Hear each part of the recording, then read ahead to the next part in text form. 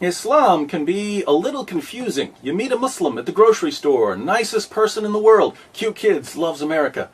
Later that day, you turn on your television and wait a minute, some other Muslim just blew up the grocery store. What's going on here? Who represents Islam? The peaceful Muslim buying tomatoes or the violent Muslim bombing tomatoes? You'd like an answer, so you open up the Quran. You read Surah 2:256. There is no compulsion in religion. That sounds peaceful and tolerant. I guess the peaceful Muslims are the true followers of Islam. Then you go to Surah 9:29. Fight those who do not believe in Allah. That's not nice. Now it seems like the violent Muslims got it right. The evidence points in different directions, so what are you supposed to believe? Partnership between America and Islam must be based on what Islam is, not what it isn't. If you've ever wondered why there are both peaceful and violent passages in the Quran, if it's ever bothered you that Muslims demand religious tolerance in the West while Christians and Jews can't build churches or synagogues in Saudi Arabia, if you've never quite grasped why organizations like CARE or ISNA claim that Islam is a religion of peace while they support terrorism behind the scenes, welcome to the most important video you'll ever watch. You can't understand Islam in the world today without understanding one essential fact. Jihad proceeds in stages. As the tiny tadpole grows into the bellowing bullfrog, as the lowly acorn becomes the mighty oak, as adorable Parent Trap Lindsay Lohan transforms into whatever she is now, so also the tolerant toddler of peaceful Islam eventually goes through puberty. That's when we all find out what full-grown, Jew-hating, church-burning, wife-beating, apostate-killing, Allahu Akbar yelling Islam is really like in all its blood-spattered glory.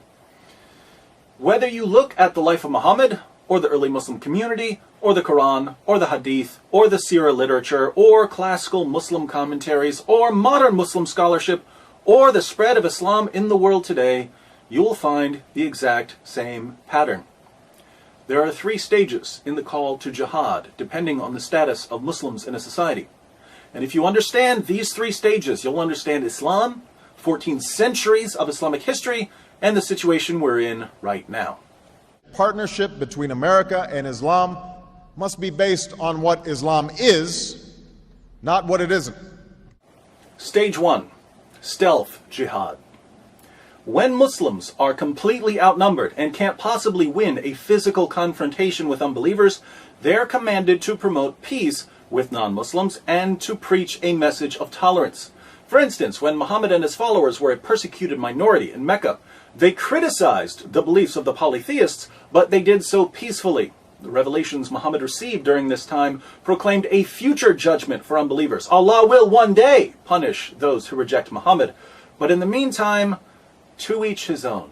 Live and let live. Coexist. A characteristic chapter from this period is Surah 109. As the Holy Quran tells us, Say, O unbelievers, I do not serve that which you serve, nor do you serve him whom I serve, nor am I going to serve that which you serve, nor are you going to serve him whom I serve. You shall have your religion, and I shall have my religion. Muslims in the West point to passages like this as evidence that Islam is inherently peaceful. But we know from Muslim sources that while Muhammad was calling for religious tolerance in Mecca, he was already planning to conquer the world in the name of Allah. He even tried to lure pagans to Islam by promising them victory over the non-Arabs. Let's look at a passage. One day, some of Muhammad's tribesmen went to his uncle Abu Talib because they wanted to arrange a truce with Muhammad. They wanted Muhammad to stop criticizing their beliefs. Watch what happens. Abu Talib sent for the messenger of Allah, and when he came in, he said, Nephew, here are the sheikhs and nobles of your tribe. They have asked for justice against you, that you should desist from reviling their gods, and they will leave you to your God. Uncle, he said, shall I not summon them to something which is better for them than their gods? What do you summon them to? He asked. He replied, I summon them to utter a saying through which the Arabs will submit to them, and they will rule over the non-Arabs. Abu Jahl said from among the gathering, What is it, by your father? We will give you it and 10 like it. He answered, that you should say, there is no deity but Allah. Think about this for a moment. Muhammad's walking around Mecca calling for peace and tolerance. But behind closed doors, he tells the Quraysh, join me and we'll rule over the non-Arabs, Christians, Jews, Persians, etc. These groups aren't attacking Muhammad at all, and he's already planning to conquer them. What does he need in order to subjugate the non-Muslims? He needs an army. And so he asks his tribe to convert to Islam. Now, how many times have we seen Muslim groups in the world today calling for tolerance in public, but saying something very different in private? Goes back to Muhammad.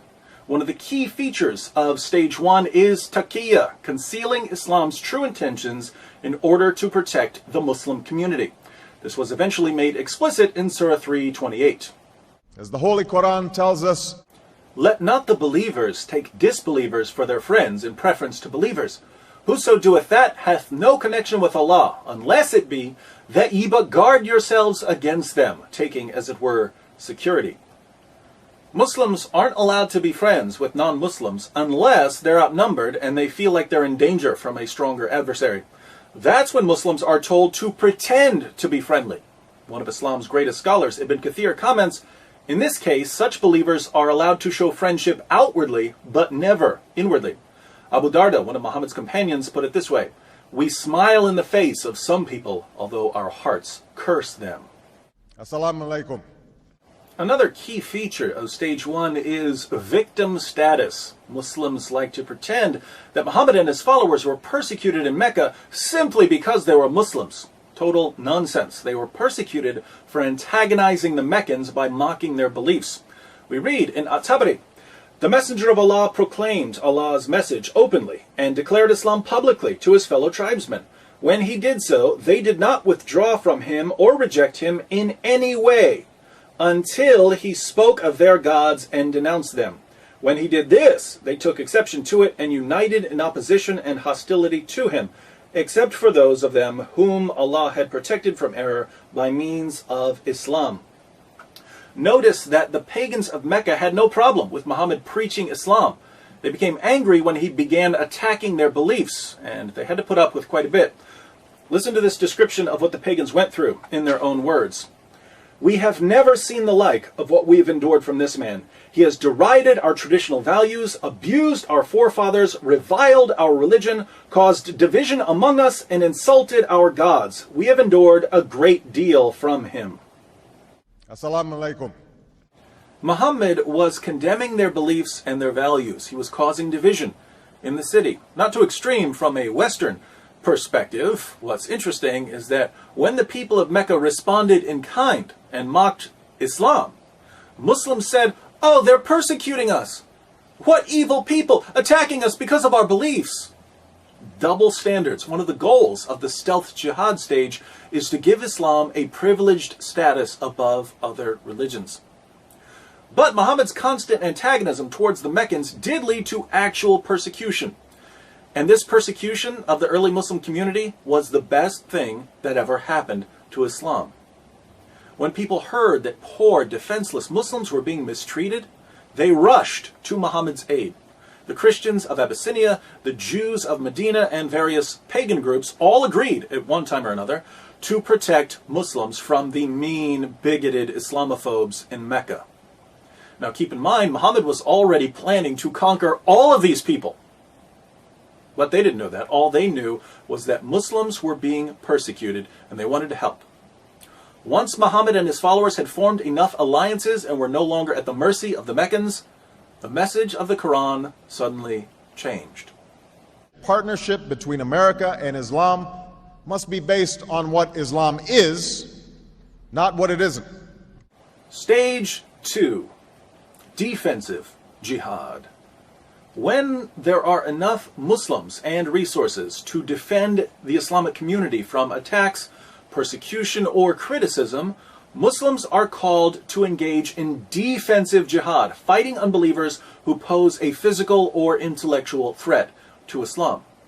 After the city of Yathrib, now called Medina, agreed to protect the Muslim community, Muhammad and his followers left Mecca, and they were given permission to fight. Surah 22, 39 to 40.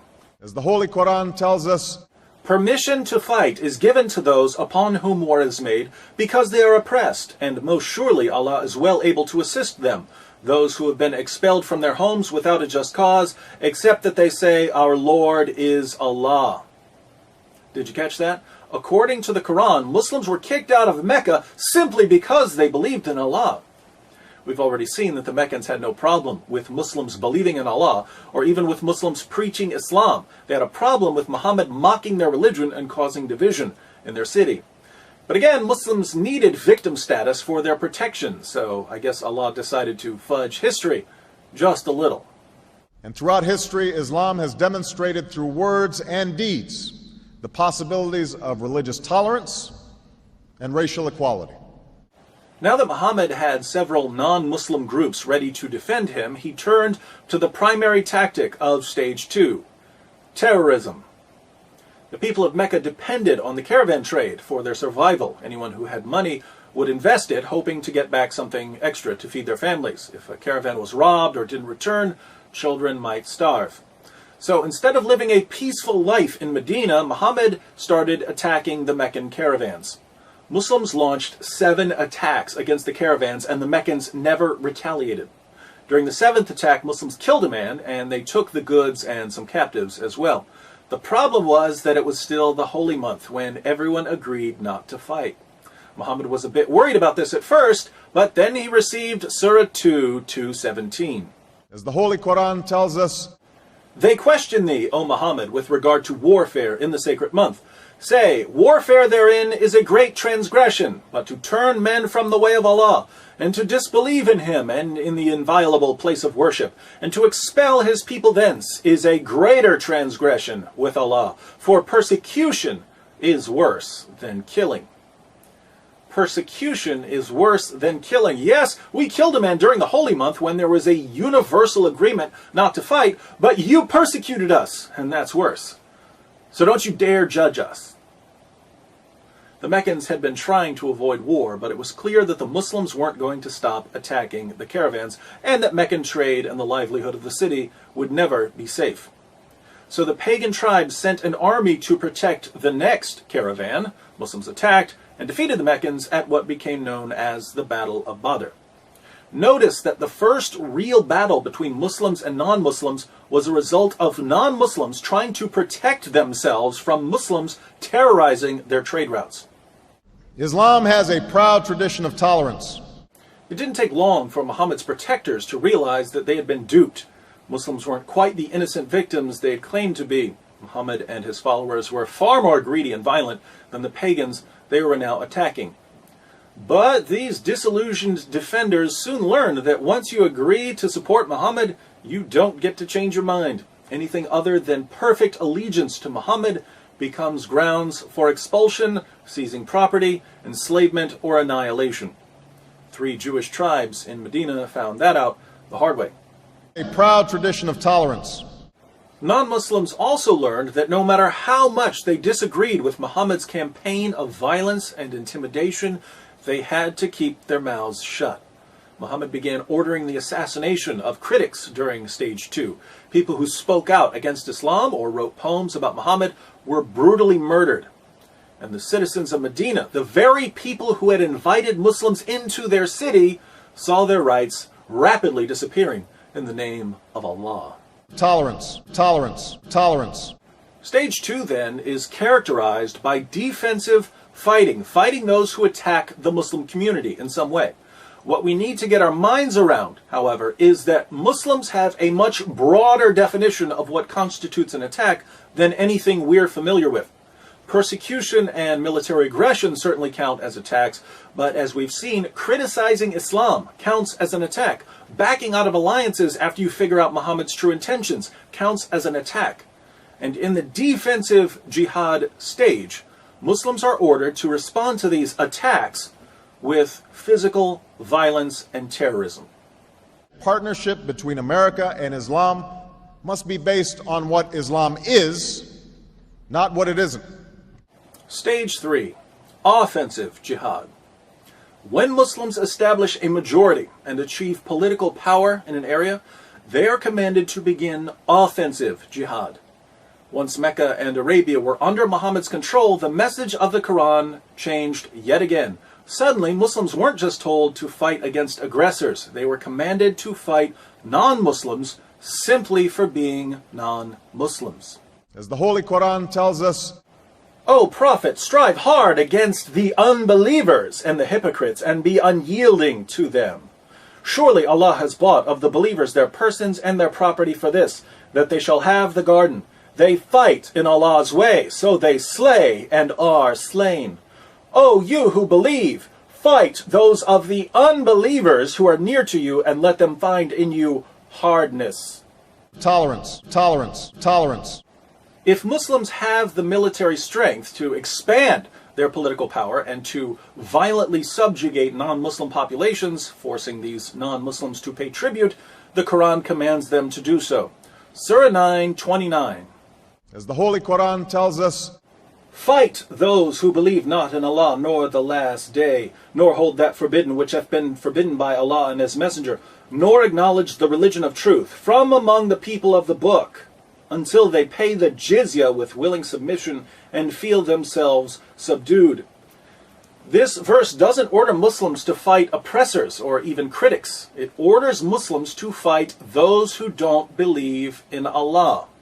tolerance, Tolerance, tolerance, tolerance, tolerance, tolerance, tolerance. We find similar teachings in Islam's most trusted collections of ahadith. Sahih al-Bukhari 69:24. Muhammad said, I have been ordered to fight the people till they say, La ilaha illallah. None has the right to be worshipped but Allah, and whoever said, La ilaha illallah, Allah will save his property and his life from me. tolerance, religious tolerance, tolerance, religious tolerance. Sahih Muslim, number 30. Muhammad said, I have been commanded to fight against people so long as they do not declare that there is no God but Allah. Muhammad didn't say, I've been commanded to fight people until they stop persecuting us. That would be stage 2. It's stage 3. And the same guy who complained just a few years earlier that people were persecuting him because of his beliefs now says he's been commanded to fight people based on what they believe. Total hypocrisy. Religious tolerance, religious tolerance, religious tolerance. In the offensive jihad stage, Muslims can also expel Christians and Jews from lands they've been living in for centuries in order to keep certain areas that are important to the Muslim community pure. Areas such as Arabia. In Sahih Muslim 43:66, Muhammad says, I will expel the Jews and Christians from the Arabian Peninsula and will not leave any but Muslims. He won't leave anyone but Muslims. Is this a man who promoted religious diversity and tolerance? Only when he was in the minority. As soon as Muslims had control of the government, diversity and tolerance went out the window, along with the Jews and Christians. We will convey our deep appreciation for the Islamic faith, which has done so much over the centuries to shape the world. So this is the pattern that's been laid down for Muslims by their prophet. Stage 1, stealth jihad. When Muslims are too weak to fight, they promote peace and tolerance outwardly but never inwardly. They practice taqiyya, they prepare for jihad behind the scenes, they claim victim status, and they seek special privileges for Islam. Stage 2, defensive jihad. When Muslims are strong enough to fight but not strong enough to subjugate the unbelievers, they terrorize their enemies, murder critics, and look for excuses to attack other groups. Stage 3, offensive jihad. When Muslims are in the majority, they violently subjugate all non-Muslims, they strive to expand their political dominion, and they rid important Muslim lands of all non-Muslims. This is the pattern we find in the Quran, in the Hadith, and in the Muslim commentaries. Assalamu alaikum. Now, look around the world and tell me what you see. Saudi Arabia, what stage are they in? Stage 3, obviously. Massive Muslim majority. Lo and behold, if you're not a Muslim, you can't preach, you can't build a place of worship, you can't even set foot in the city of Mecca. Exactly what we would expect based on the Muslim sources. Certain places in Africa, and I'd say some areas of Europe, are in stage 2. Muslims have enough fighters and resources and alliances to fight defensively. And what do? We see terrorism. We see churches being burned to the ground or blown up in Nigeria and Ethiopia. We see no-go zones forming and critics of Islam being killed, even in Europe. Again, exactly what we would expect based on the Muslim sources. Here in America, where Muslims form a small minority of the population, what stage are we in? Stage 1. What's Islam all about, according to American Muslims? It's all about peace and tolerance. Muslims just want to be like everyone else, but racist hate mongers are attacking them because of their beliefs. That's why we should all be thankful that the government and Christians and Jews are stepping in to defend Muslims from bigots and Islamophobes, just as governments and Christians and Jews stepped in to defend Muslims during the time of Muhammad. And I consider it part of my responsibility as President of the United States to fight against negative stereotypes of Islam wherever they appear. My friends, how difficult is this to figure out? What have we discussed that a 6-year-old couldn't understand? Muslims have been using the same playbook for 14 centuries. It's in all their sources. It's as plain as day. And yet our leaders and the media just can't understand why Christians and Jews are second-class citizens in the Muslim world, or why Muslims in Europe are ready to kill over cartoons, or why Muslims in America are so desperate for victim status they'll cry discrimination when a home improvement store doesn't pay for advertising on one of the most boring shows ever. It's all right here. Someone can't understand this. I'd say he doesn't want to understand it. But we've reached a point in history when we can no longer afford to be willfully stupid. If our leaders are incapable of grasping the 3-step strategy of jihadists, they have no business leading a marching band, let alone a Western nation. Unfortunately, Muslims have been so successful in their stage 1 operations, they've convinced our leaders and the media that the only information we need when it comes to Islam is what's handed to us by terrorist-linked Muslim organizations like CARE. Bin Laden was not a Muslim leader. We're officially on our own. If we want to popularize this information, we'll have to do it ourselves. Sending this video to everyone you know would be a good start. I also think someone needs to put this material into a pamphlet so we can all pass out copies. Ah, what's this? It's a double-sided pamphlet discussing the 3 stages of jihad. It seems I've already done most of the work for you. All you need to do is go to my blog, answeringmuslims.com, click on the Jihad tab at the top, and open the 3 stages of jihad PDF pamphlet file. You can print this out, fold it up, and give it to those who need to know about jihad, which is pretty much everyone. Islam's greatest ally in the West is ignorance. Jihadists can't subjugate us through physical force, so they're doing their best to subjugate our minds. The ultimate obstacle to global jihad, then, is an informed population of free people. Wouldn't you like to be an obstacle to jihad in Sharia? I know I would. In 2012, let's make a special, freedom-sized effort to educate ourselves and others about the inner workings of the jihadist machine. And let us call our project Operation Monkey Wrench.